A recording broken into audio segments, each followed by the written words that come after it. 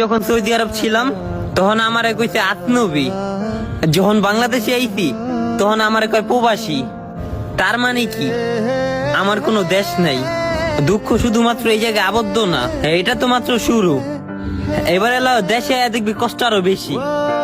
চাচির লেগে বিদেশ থেকে যাই নামাজ নিয়ে এলাম, চাচির কথা একটা, তুই চাইলে বিদেশ থেকে আরো দামি কিছু আনতে পারতি।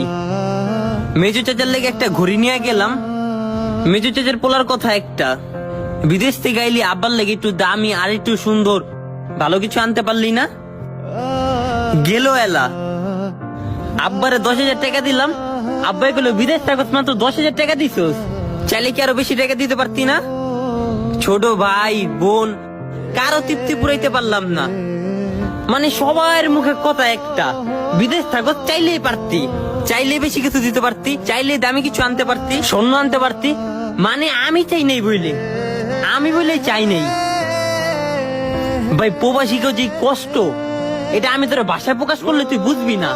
তুই যখন প্রবাসী যাবি তখন ওই জায়গায় কষ্ট পাবি, কিন্তু সবচেয়ে বেশি কষ্ট পাবি তুই কখন প্রবাসের কষ্ট যন্ত্রণা সহ্য কইরা দেশে আবি, প্রিয় মানুষগুলার লিগা শখ আহ্লাদ কইরা কিছু জিনিস আনবি, দেখবি তাদের পছন্দ হইব না, তাদের লোভটা থাকবে এত বড়, তাদের লোভটা থাকবে এই দুনিয়ার মতো।